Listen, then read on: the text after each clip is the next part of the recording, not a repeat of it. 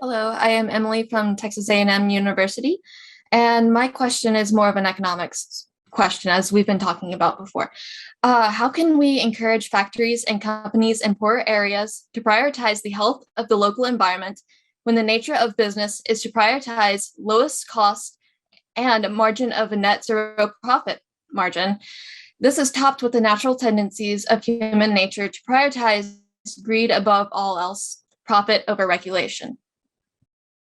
I didn't get the part about the local stuff. You may please need to repeat the question.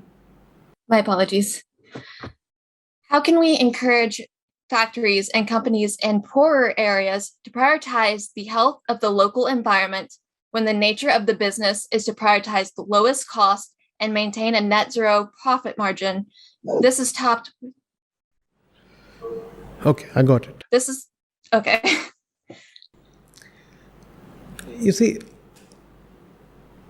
I don't think, again, continuing in the same vein, I don't think you can tackle this in isolation. Though you could bring about suitable legislation. You could treat, for example, the climate as a person, and the climate could have its own rights, just as there are fundamental rights given to persons. Similarly, treat the climate as a person and give it rights. And if those rights are violated, there would be penalties. So that's a route you could take, and that's an effective route that should be taken. But I don't think even this is going to be very effective. Right? It must be done.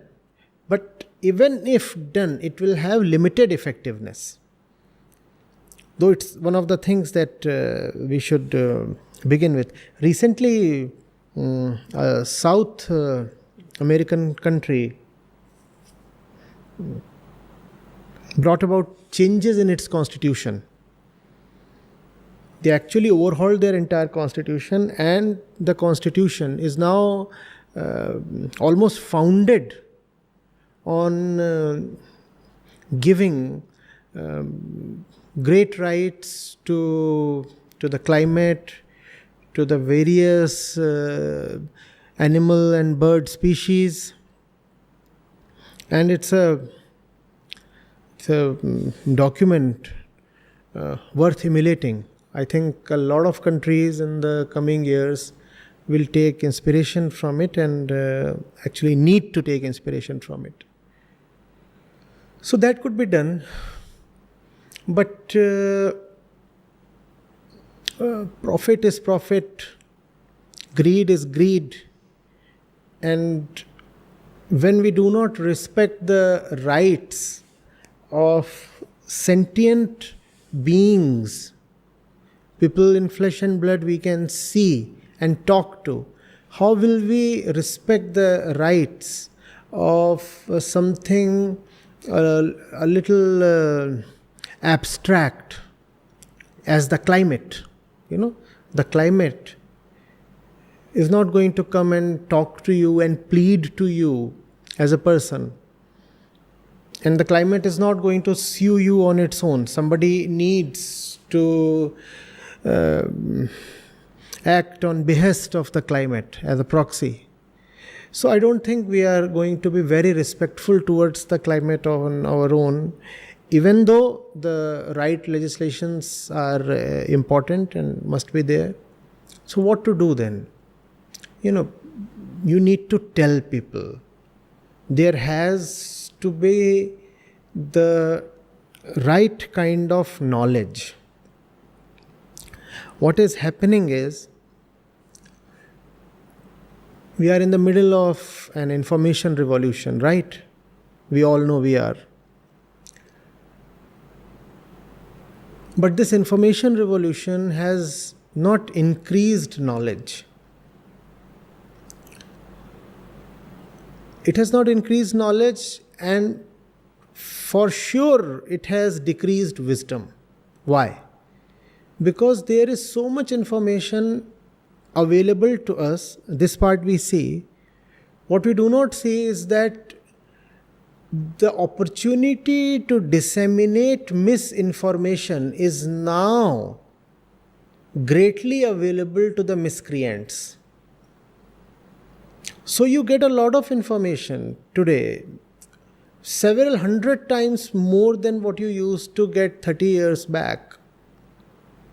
But most of what we are getting now is misinformation or disinformation or false information or misleading information or distracting information.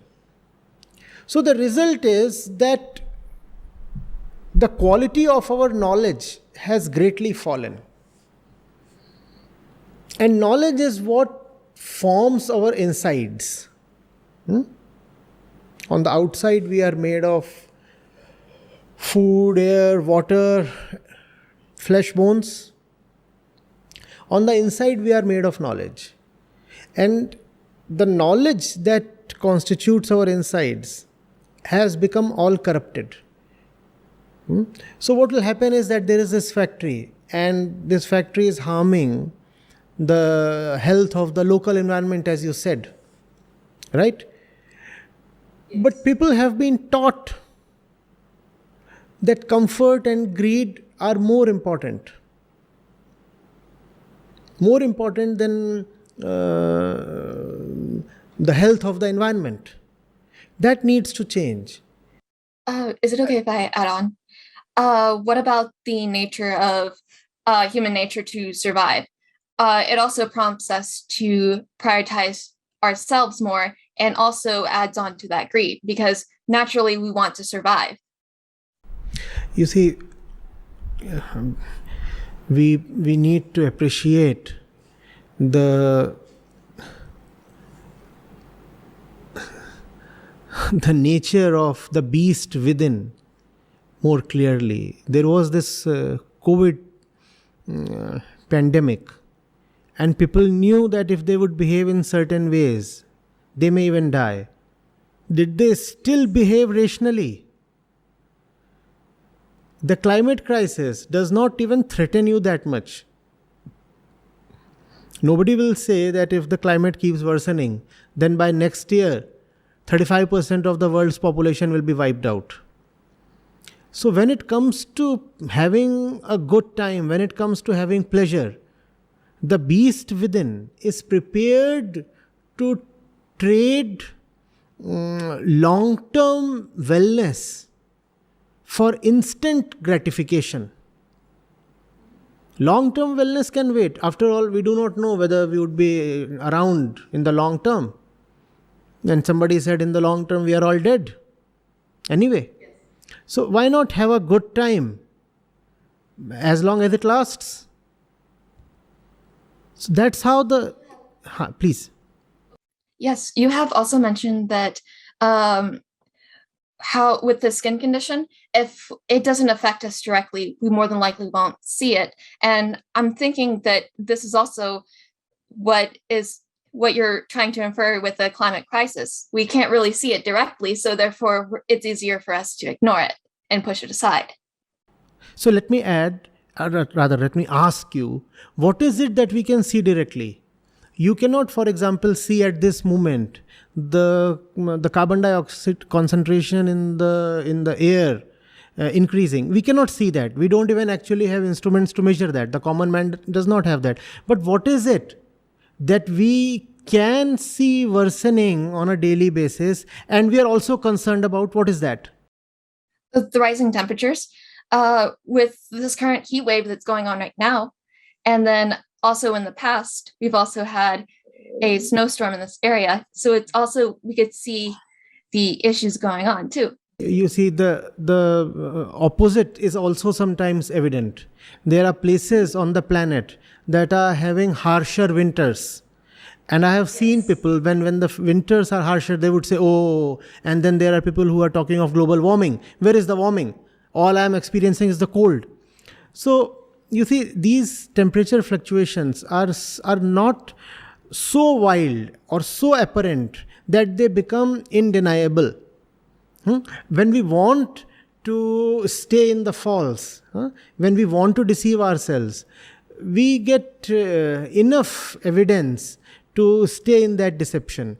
The proof of global warming or climate change is still not irrefutable for those who are hell-bent on denying them. We very well know, there is a huge community of climate deniers that exists, and who keep saying that all this anthropological global warming thing is a hoax. It does not exist at all. So what does that mean? I mean, that means that the common man still has a lot of places to take refuge in. The truth is still not very bluntly out in the open. Those who want to refuse it are still refusing it, and will probably be able to refuse it for another, I think, 5 or 8 years at least. So my question, let me take that. I asked you, what is it, however, that no person in his senses can refuse? He can neither refuse it, nor can he pretend disinterest from it. What is it? The fact that our lives are in a mess. There is nobody who does not want to improve the quality of his life. Do we agree on that? Every single person on this planet wants change in his or her life. And what is that change all about? That change is about improvement. We want to have a better life. What does that prove? We acknowledge that our lives as they stand have problems in them. Otherwise, why would we want to change or improve? No, we are all looking for change. We get up each morning and we say, can we have something better? Can we reach a better place? Can we do something better? Whatever. Can we eat something better? So if we can show this to the person and impress on him that you need to be better, your life needs to change, then I think the climate crisis can also be addressed. With the common man example, how you give the term global warming, and then others would be like, how is it warming whenever it's freezing cold? They fail to take into account the destruction of the ozone layer, which protects us from extreme heat. It protects us from freezing winters. It protects us from these extremes, and they fail to recognize these issues that's going on due to the breakdown of the ozone layer. I'm a part of certain WhatsApp groups of intellectuals, people coming from technological backgrounds, working in tech companies, having good tech knowledge and good numerical skills, and decently well-informed people. And there is a sizable lobby there that presents very, very logical proofs backed by data and stats to prove that, first of all, climate change is not happening. Secondly, if it is happening, it is not happening due to human activity. It is just something in the cycle of natural events. It keeps happening all the time. Thirdly, even if it is happening due to human activity, it is actually beneficial for the planet, because more carbon dioxide means more greenery. And these are not arguments coming from illiterate or mindless people. These are arguments coming from seasoned tech professionals. So if you want to rationally convince people about the climate emergency, I am afraid you might not see much success. I'm aware that there isn't much success, because we know we're stubborn people. We like to stay within our box, but think of like the technological perspective. For example, like within algorithms, which is trained to feed people what they want. Do you think that is also part of the problem too, of keeping people locked in? I'm sorry, but I lost that word you used in between. Oh, algorithms? Algorithms, right. Yeah. Yes. So what about the algorithms? So, for example, with algorithms like Instagram, Facebook, or TikTok, it's trained to keep the user engaged, which Yes, very, very definitely. Right, right, right. Right, right, right. So you can see, you are using AI in the worst way possible. You and would you contest it if I say that I don't know how you would appreciate it, but if it clicks, it clicks. The ones you can. Instagram, for example, is a lot of climate change. Instagram is a lot of climate change. All the emotionality that you see in the general public discourse, be it politics or economics or social welfare, all that is a lot of carbon. I once said all our emotions are carbon intensive. All the natural, prakritic, animalistic emotions that we have, they are nothing but a lot of carbon. See what you do when you get emotional. And the moment you see that, it becomes amply clear. In your moment of emotional high, whatever you do, you would find that very surprisingly, all of that is very carbon intensive. So, definitely, I mean, greed, if you let it have its way, it would consume everything, this entire planet. And that's what I said. This might be called as the information age, but the level of wisdom is the lowest we have had in centuries.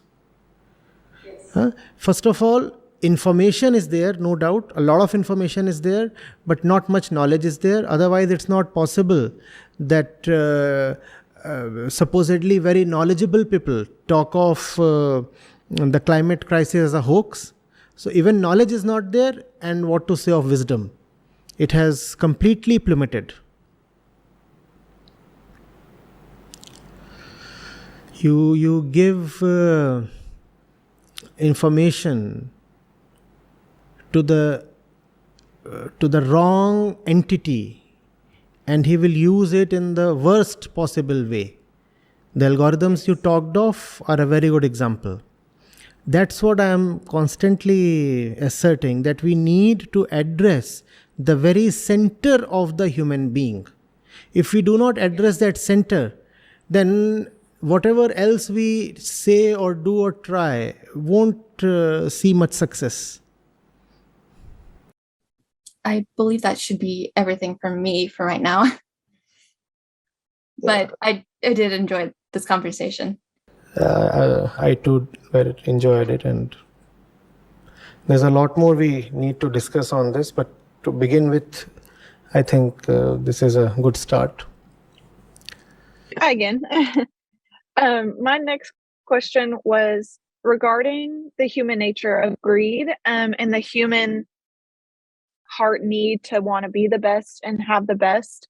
How do you personally believe that we can shift that mindset to minimize the globe's impact on climate change and essentially change the heart of, human nature and want to have greed and be greedy? No. We have to begin with observing the facts of life, and we have already made so many attempts at being the best and being at the highest place possible and achieving the best kinds of objects, and we have been attempting that since long, right? And today we are attempting that with more knowledge in our hands, more prosperity in our hands, mightier technical tools in our hands. We have been trying all that. Having tried all that, what have we achieved? Where do we stand? Is the common man more satisfied today? Are we? Yeah, we are living longer, definitely. Are we living deeper as well? And if we are not living deeper, is longer life not just a curse? How about being mentally unwell and continuing to live for 95 years? I don't think that sounds very attractive. But that's how we are living. So that's true. We are born desirous and we want all those things that you mentioned. Best places, best people, best positions, best rewards, best designations, best packages. We want all those things because there is something inside that refuses to be satisfied. What is it looking for? Is that not a question worth considering? If we sit down and very objectively, in a detached way, look at our condition, and we have a lot of data to process and rationally base our conclusions upon. We need not speculate about who we are and what are we doing. We have already done a lot, and all that data is available by way of experience and memories. So we look at all that, we process the data, and won't we see that the way we are proceeding is simply not taking us anywhere? The way is much the same as it was 10 centuries back. We are doing what our grand forefathers were doing, just in an amplified way. They didn't have so much resources at their disposal. We have a lot. So we are attempting the same thing in a much bigger way. They never got anything out of that. How will we get anything as if something has fundamentally changed? But yes, technical and material progress would happen. And material progress does have a value of its own. So, to the extent that can satisfy us, we'll do well. But beyond that, it's all zero. Zero. In fact, when you have a lot of material success and you are still empty within, I fear the situation is worse compared to that of the person who is even materially insufficient. Because the materially insufficient person at least has a false hope that the day he will get money, he will be satisfied. But once you have a lot of money, and we just said in this very conversation, I thought I read that the US now has some 22 million millionaires. And other countries are not to lag behind in a big way. Even India, when it comes to millionaires and billionaires, is trying to keep pace with the richest countries of the world, even as the average household income is almost stagnant, but the number of very rich people is exploding, even in India. Now, where is that taking us? Are we going somewhere? Are we reaching somewhere? Or do we just want to blindly believe that our faith in material prosperity will be rewarded? Has it been rewarded till now? The answer cannot be in binary. Material prosperity has helped, but where? In which dimension? We must carefully investigate. Yes, today we have fewer diseases. We don't die of polio. We don't die of being, killed by predators. People are not dying so much having been bitten by snakes or chased by lions. Those things are not happening, right? But are we okay the way we are? So, when you question that thing, then change descends on its own. Then there is a silence.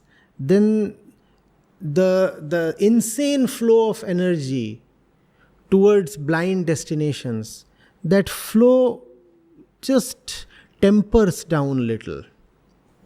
We do not remain very excited towards all those places we usually are. And in that mellowing down of excitement, we find a concentration of energy. Because that excitement is nothing but dissipation of our life energy at 40 useless places. When excitement and energy are withdrawn from those places because those places are seen as useless, then there is a concentration of energy.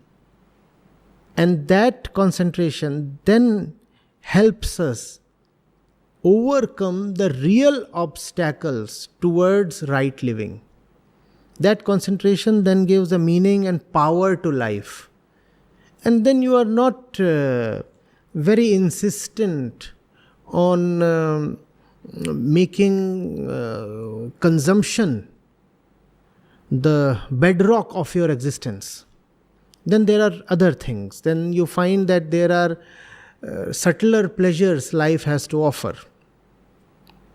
You don't necessarily have to have $1 million to burn on a yacht or in a shopping mall or at a jewelry shop or wherever. See, none of this that I'm saying is idealistic. It is not spiritual in the conventional sense. It is also not idealistic. I'm talking practical common sense. I'm talking of something that is very, very applicable. It can be executed. It must be executed. And